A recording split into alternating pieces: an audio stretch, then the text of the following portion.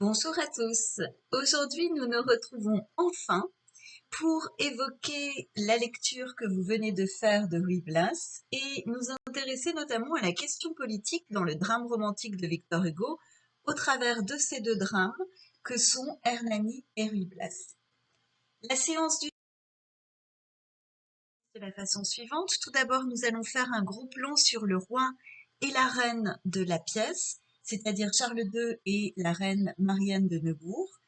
Ensuite, nous poserons la question d'une lecture politique des deux pièces qui pourrait peut-être constituer un diptyque politique. Et enfin, nous envisagerons la figure du grand homme que trace ce diptyque. D'abord sur Charles II et Marianne de Neubourg. Charles II, le voici. Marianne de Neubourg, la voilà. Pour commencer, voilà ce qu'en écrit Victor Hugo. Le royaume chancelle, la dynastie s'éteint, la loi tombe en ruine, Charles II n'est pas une figure, c'est une ombre. Et de fait, c'est un roi qui est absolument absent dans la pièce Ruy Blas.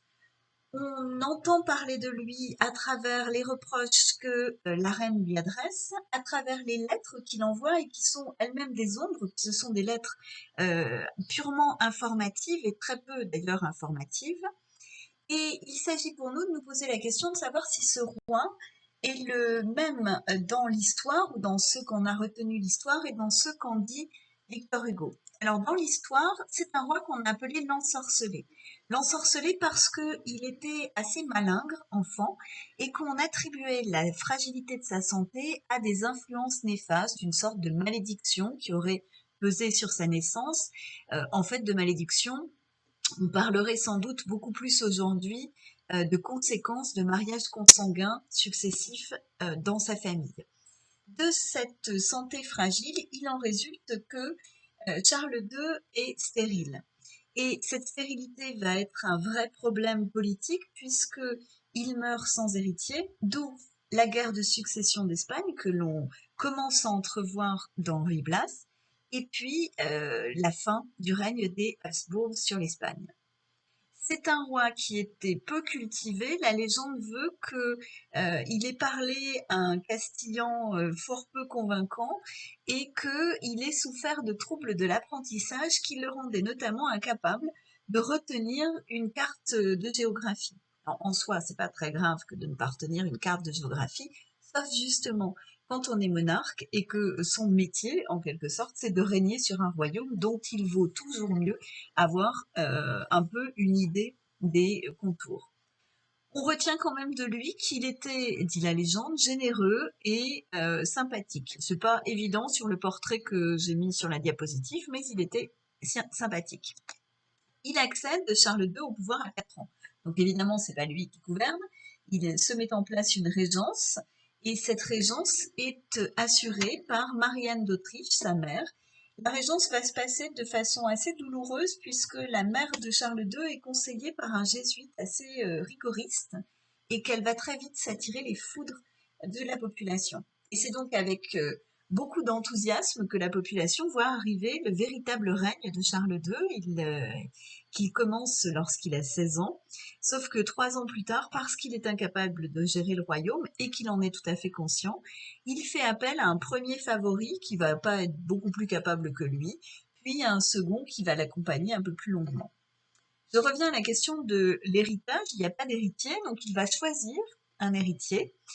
Il va choisir Joseph Ferdinand de Bavière, sauf que, manque de chance, Joseph Ferdinand de Bavière meurt à 7 ans. Donc il va falloir trouver un autre héritier et Charles II va se déclarer dans un testament en faveur du duc Philippe, duc d'Anjou, c'est-à-dire le petit-fils de Louis XIV. Il est bien évident que le choix de cet héritier se fait avant tout parce qu'il est le petit-fils de Louis XIV. Quand Charles II meurt, c'est donc ce testament qui demeure, testament qui va être très controversé. Et puis il meurt, Charles II, il meurt à 39 ans, donc relativement jeune, et il meurt surtout après 4 ans de déchéance physique. Il va, durant les 4 dernières années de sa vie, enchaîner des migraines monstrueuses, des saignements de nez assez réguliers, des crises d'épilepsie, et puis sur la toute dernière partie de sa vie, des hallucinations terribles qui vont le mener notamment à assassiner un courtisan qu'il prend au moment de son hallucination pour quelqu'un qu'il n'est pas. Voilà pour Charles II. Marianne de Neubourg. Alors, il s'agit pour Victor Hugo d'une pure et lumineuse créature, une femme, une reine, malheureuse comme femme, malheureuse comme reine. Donc là encore, il s'agit de vérifier si ce que retient Victor Hugo de l'histoire est conforme à ce que l'histoire a retenu de cette reine. Elle est la deuxième femme de Charles II. La première épouse est morte assez rapidement. Il a fallu que le roi se remarie un peu dans l'urgence puisqu'il n'y avait pas d'héritier. Et on a choisi cette femme parce que les femmes de sa famille étaient d'une grande fertilité. Je ne sais plus si c'est sa mère ou sa grand-mère qui a eu 17 enfants, donc c'était un bon présage, l'idée qu'elle pourrait porter l'enfant de Charles II, l'enfant héritier, sauf qu'en fait, évidemment, comme c'est Charles II qui est stérile, elle ne portera rien du tout. Pourquoi est-ce que l'histoire la retient? Ben, on la retient pas du tout parce qu'elle est pure et lumineuse, on la retient parce qu'elle est extrêmement colérique. Elle fait des colères monstrueuses au roi, elle annonce de temps à autre des grossesses imaginaires, elle est connue pour avoir trempé dans des complots pour essayer de mettre au pouvoir Charles d'Autriche, son neveu, c'est-à-dire le faire mettre sur les testaments et le faire choisir comme héritier du trône d'Espagne. Et enfin, elle est connue pour avoir envoyé des tableaux qui appartenaient à la cour d'Espagne. Elle les aurait volés, elle les aurait envoyés à ses proches en Allemagne. Alors, dans la pièce de Victor Hugo, vous retrouvez un clin d'œil à ces vols qui auraient été commis lorsque la reine dit qu'elle envoie des choses à ses proches en Espagne. Donc, c'est une reine qui est détestée du peuple. Et à la mort de Charles II, celui-ci laisse un testament dans lequel il promet à sa femme une rente mensuelle, et puis cette rente va lui être versée de façon assez sporadique, et puis souvent de façon incomplète, tant et si bien que celle qui a été reine va finir par mourir de façon relativement miséreuse. Alors relativement ici, il y a du sens, hein, il ne s'agit pas de considérer qu'elle vivait dans la rue, mais en tout cas, elle a connu une déchéance assez flagrante. Je me suis appuyée sur la préface de Ruy Blas jusqu'à présent et je vais continuer à le faire pour trouver dans cette préface un passage dans lequel Victor Hugo nous invite à lire Hernani et Ruy Blas comme un diptyque. Voilà le passage en question. Entre Hernani et Ruy Blas, 2 siècles de l'Espagne sont encadrés, 2 grands siècles pendant lesquels il a été donné à la descendance de Charles Quint de dominer le monde, 2 siècles que la Providence, chose remarquable, n'a pas voulu allonger d'1 heure, car Charles Quint naît en 1500 et Charles II meurt en 1700. En 1700, Louis XIV héritait de Charles Quint, comme en 1800, Napoléon héritait de Louis XIV. Ainsi, il a voulu remplir, il étant le dramaturge, ainsi il a voulu remplir Hernani du rayonnement d'une aurore et couvrir Ruy Blas des ténèbres d'un crépuscule. Dans Hernani, le soleil de la maison d'Autriche se lève, dans Ruy Blas, il se couche. Voilà le passage auquel je souhaiterais que nous nous intéressions. Il est assez compliqué à comprendre. On va essayer. Tout d'abord, Victor Hugo mentionne l'Espagne de 1500 à 1700. Donc on va reprendre rapidement ce qui se passe en Espagne durant cette période de 2 siècles. En 1500, vous savez, c'est la naissance de Charles Quint, celui que vous avez rencontré dans Hernani, ce roi Don Carlos qui se cache dans un placard de façon ridicule et qui va devenir, à l'occasion d'une scène spectaculaire, un grand empereur, pardon, celui qui va incarner la grandeur et la puissance. Après lui, il va y avoir Philippe II, dont le règne est en demi-teinte. D'un côté, les choses se passent plutôt bien puisque l'Espagne connaît une période de grande prospérité économique, mais de l'autre côté, son règne est marqué par ce que l'on appelle la légende noire, c'est-à-dire une extrême rigueur religieuse, politique et sociale dont le peuple souffre beaucoup. Après Philippe II, Philippe III, qui finalement est très peu capable de régner et qui va déléguer très rapidement le pouvoir à son favori et à sa femme, et manque de chance, le favori et la femme ne s'entendent pas et ne s'entendent pas notamment sur ce qu'il advient de faire de l'Espagne. Après Philippe II, Philippe IV, qui va être un grand mécène, un amoureux des arts, mais un politique très peu convaincant. Et puis finalement, en 1665, Charles II, notre fameux roi de Ruy Blas, dit l'ensorcelé, qui va incarner le pouvoir affaibli, dégradé. Donc ce que vous voyez, c'est que à partir de Charles Quint, il va y avoir une embellie toute la période du règne de Charles Quint, une partie de celle de Philippe II, et ensuite finalement une dégradation, un affaiblissement de la monarchie, de la figure du grand homme, jusqu'à Charles II, qui pour Victor Hugo est l'emblème du roi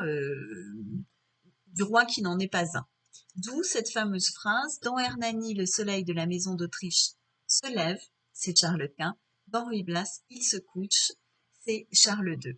C'est le parallèle entre ces 200 ans de l'histoire d'Espagne et 100 ans d'histoire de France. Alors, il convient de s'interroger sur la raison pour laquelle il fait ce parallèle. En 1700, écrit Victor Hugo, Louis XIV héritait de Charles Quint, comme en 1800, Napoléon héritait de Louis XIV. En 1700, c'est la guerre de succession d'Espagne et c'est le moment donc où Louis XIV va installer Philippe V, le duc Philippe, à Madrid. Donc pour Victor Hugo, Louis XIV hérite de Charles Quint. Et si Victor Hugo fait ce parallèle et qu'il passe outre l'héritage réel, c'est-à-dire celui de Charles II, c'est parce que finalement, il ne s'intéresse qu'aux grands hommes. Charles Quint était un grand homme, Louis XIV est un grand homme, Louis XIV hérite de façon indirecte de Charles Quint. Alors en France, qu'est-ce qui se passe après Louis XIV? Il y a Louis XV, le bien-aimé, qui n'est pas bien-aimé par son peuple, qui est bien-aimé au début de son règne et qui très vite ne l'est plus parce que c'est un roi qui manque évidemment de fermeté. Après lui, Louis XVI, qui est bien connu pour avoir été guillotiné, donc preuve s'il en fallait de ce qu'il est peu aimé. Et donc, on a finalement en France, en 100 ans, un raccourci de ce qui s'est passé en Espagne en 200 ans. On passe d'un roi qui incarne la figure de la grandeur à un affaiblissement, une dégradation du pouvoir. Et puis, après Louis XVI, Victor Hugo fait référence à Napoléon. Napoléon qui va hériter de Louis XIV. Alors, si Victor Hugo évoque l'héritage entre Napoléon et Louis XIV, c'est donc qu'il fait exactement la même chose que plus haut, c'est-à-dire qu'il saute les rois qu'il considère comme des petits rois ou des petits monarques et ne s'intéresse finalement qu'aux grandes figures de l'histoire. On aurait donc deux parallèles entre Louis XIV et Charles Quint, deux grands hommes à partir d'eux, c'est la dégradation de la monarchie, et puis après Louis XIV et la dégradation lente de la figure du pouvoir, il y a Napoléon, nouveau parallèle entre Napoléon et Louis XIV. Donc on aurait finalement pour Victor Hugo trois grands hommes, Louis XIV, dans l'ordre Charles Quint, Louis XIV, Napoléon, et entre eux des périodes dans lesquelles le pouvoir est affaibli. Il s'ensuit que Victor Hugo présente ici une vision cyclique de l'histoire qui se retrouve d'ailleurs dans sa poésie. Cyclique de l'histoire, ça veut dire quoi? Ça veut dire que pour Victor Hugo, à chaque période marquée par un grand homme, succèdent des périodes dans lesquelles vont se succéder des hommes de moindre envergure. Napoléon est un grand homme pour Victor Hugo, et on se rappelle que Napoléon, dans l'imaginaire de la jeunesse romantique dont fait partie le poète, c'est l'espoir incarné.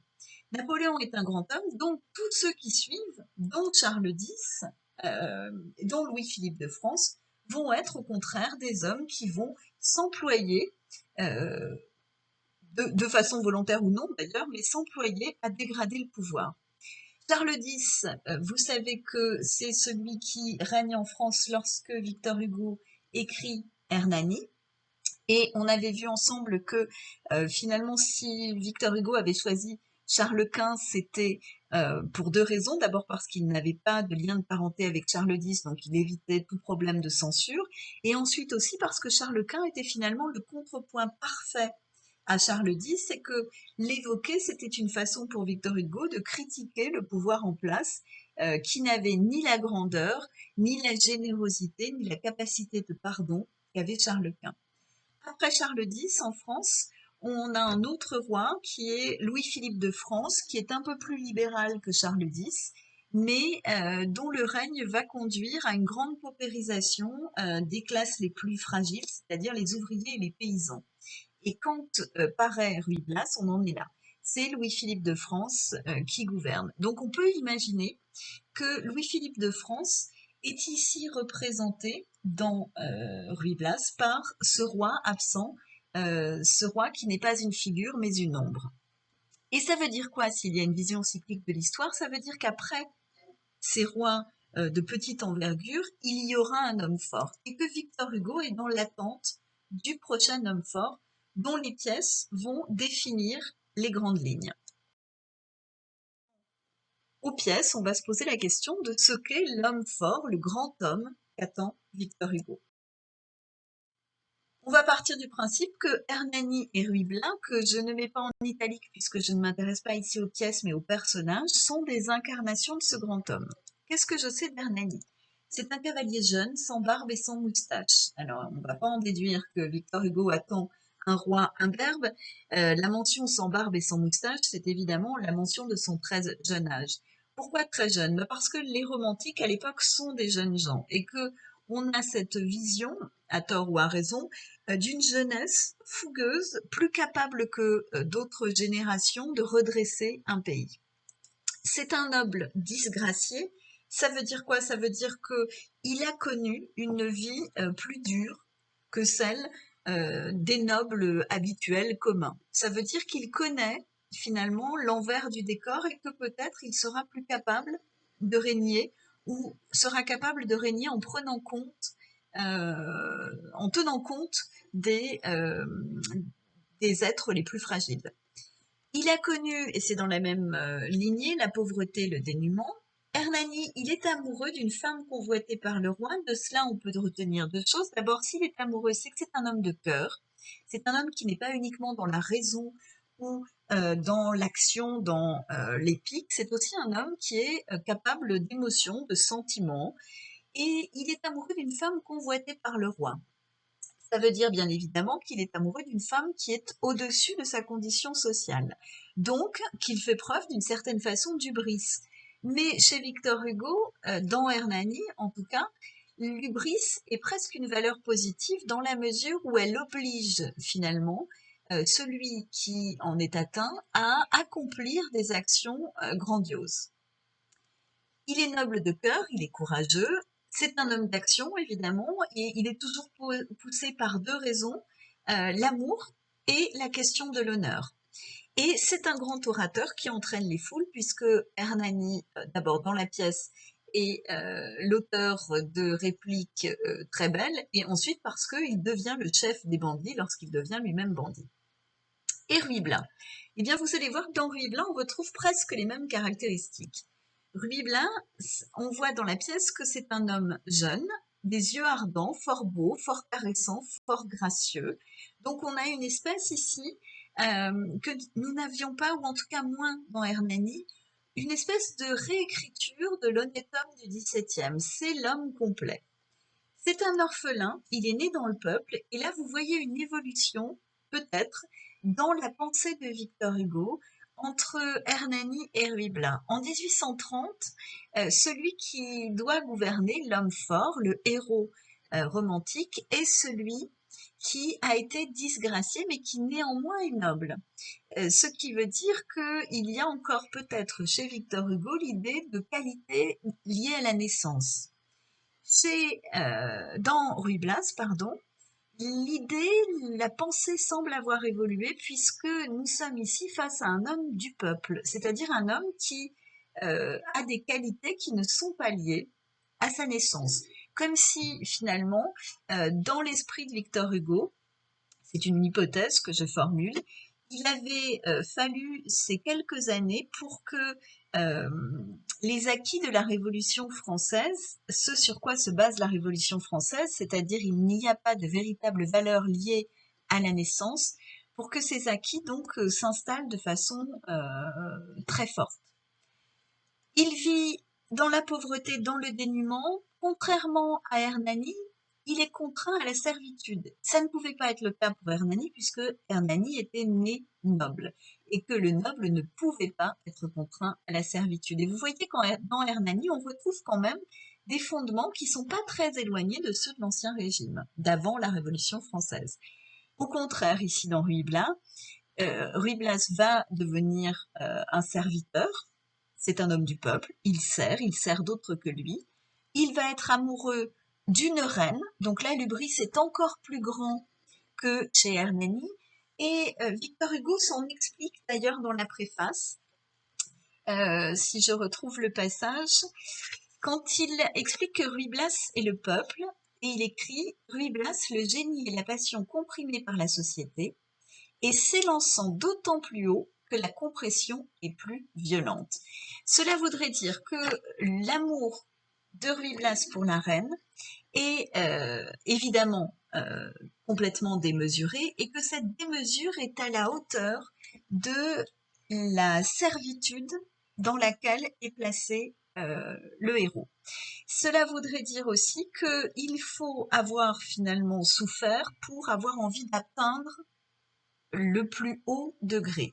Si je reviens à une lecture non pas amoureuse mais politique de la pièce, ce qui m'intéresse aujourd'hui, on peut se demander si ce que dit ici Victor Hugo, ce n'est pas le fait que le peuple, pour avoir été opprimé, va avoir envie d'atteindre le pouvoir, mais finalement d'atteindre un pouvoir identique à celui des rois. On n'est pas du tout dans une république, il ne s'agit pas de ça. Il s'agit de supposer qu'avoir opprimer le peuple permettra à celui-ci de se rebeller, de se redresser, de devenir à son tour roi. Et ensuite, sans doute, un équilibre sera atteint une fois que le rêve du pouvoir absolu aura été atteint.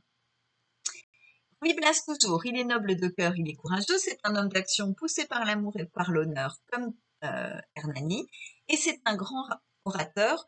Je pense en particulier à ce passage succulent où Ruy Blas surprend les conseillers en leur disant « Bon appétit, messieurs », et s'ensuit un discours absolument succulent. Les mots chez Ruy Blas sont des armes. Face d'Hernani, Victor Hugo traçait déjà le portrait de l'homme qu'il considérait comme un grand homme. Et il écrivait « Cette France du XIXe siècle à qui Mirabeau a fait sa liberté et Napoléon sa puissance. » On voit ici que le grand homme, l'homme providentiel, serait celui qui serait un mélange de Mirabeau et de Napoléon.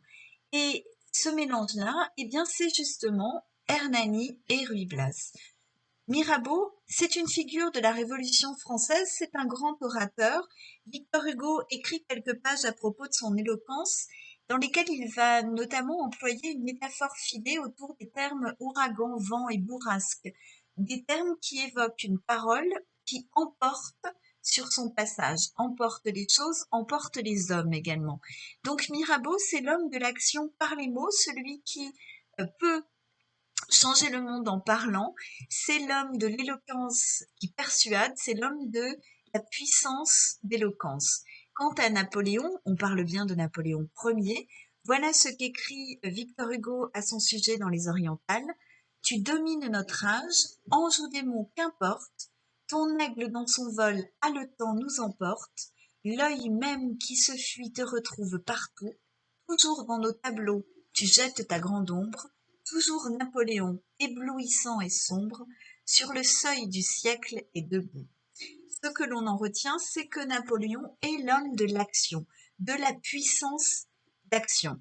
D'où un grand homme qui serait quelque chose entre les deux, un Hernani, un Ruy Blas, qui aurait comme ancêtre à la fois Napoléon et Mirabeau.